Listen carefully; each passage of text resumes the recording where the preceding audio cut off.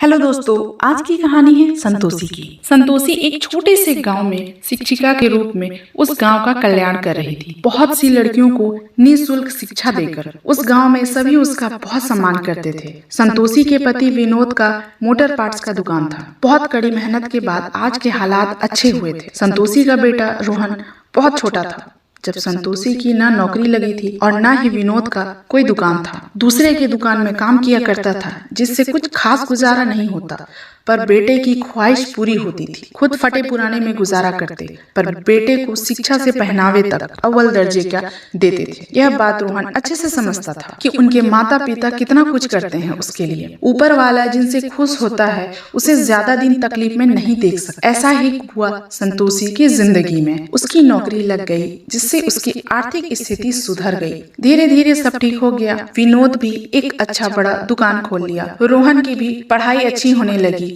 वह पढ़ लिख कर शहर के अच्छे कंपनी में नौकरी करने लगा।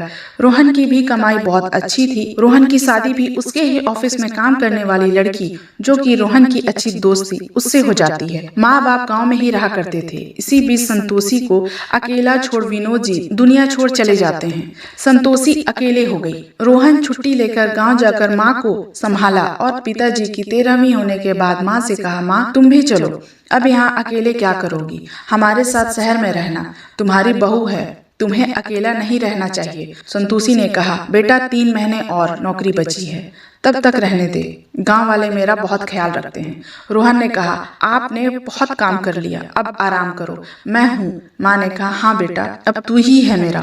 रोहन 3 महीने बाद आऊंगा बोलकर चला जाता है। संतोषी की जिंदगी में विनोद के जाने के बाद बहुत खालीपन हो गया था। धीरे धीरे 3 महीने बीत गए थे। इस बीच में रोहन रोज अपनी माँ की फोन में खबर लेता था। आज रोहन अपनी माँ को लेने गया था। संतोषी को दुख था विनोद के जाने का, पर अब उनकी यादों से भी दूर हो जा रही थी। यह गांव घर विनोद की मौजूदगी का एहसास दिलाता था। रोती हुई सभी गांव वालों से विदा ली संतोषी शहर की ओर निकल जाती है। घर पर बहू सास के रहने के लिए कमरा भी तैयार करती। रोहन ने अभी ही कुछ दिनों पहले ही नया घर लिया था। घर पहुंचते ही बहू ने पैर छू आशीर्वाद दिया। संतोषी थोड़ी घबराई हुई थी। बहू तो ले आई थी, पर उसके साथ रहने का मौका नहीं मिला था। पता नहीं कैसी होगी, क्या होगी, इन्हीं सब उलझनों में फंसी थी। रोहन ने अपनी पत्नी को समझाया कि माँ का ख्याल रखना, उन्होंने मेरे लिए बहुत तकलीफ उठाई है, उन्हें तकलीफ नहीं होनी चाहिए। धीरे धीरे 1 महीने बीत गए। संतोषी को अपना पेंशन मिला, जिससे वह बहू के लिए, बेटे के लिए बहुत कुछ खरीद कर लाई। यह देख बहू के आंखें फैल जाती है। रोहन ने कहा, माँ यह पेंशन आपके लिए है, हमारे लिए यह सब खर्च करने की क्या जरूरत थी। माँ ने कहा, बेटा क्या मेरा अपने बच्चों पर ही तो खर्च किया है, इसमें क्या सोचना, तू है ना मेरे पास, और कुछ नहीं चाहिए।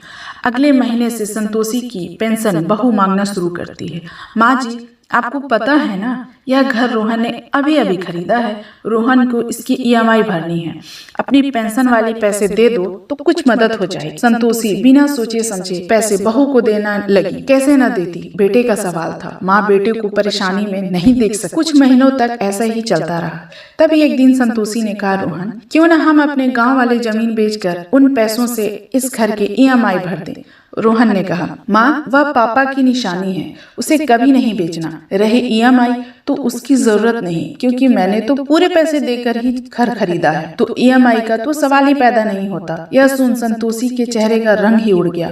उसने रोहन से कुछ न कहा और बहू से बात करने उसके रूम में गई। वह अपने दोस्त से बात कर रही थी। अरे यार, मेरी सास तो टीचर थी, पर उसे बेवकूफ बनाकर उसके पेंशन पर मैं ऐश कर रही हूँ, और तो और घर का काम भी करती है, तो नौकरानी के खर्च भी नहीं है, मेरी तो निकल पड़ी। संतोषी की आंखों से आंसू झलक जाते हैं। वह अपने कमरे में जाकर रो पड़ी। विनोद जी की फोटो को देख आप क्यों चले गए, आज मैं अकेला महसूस कर रही हूँ।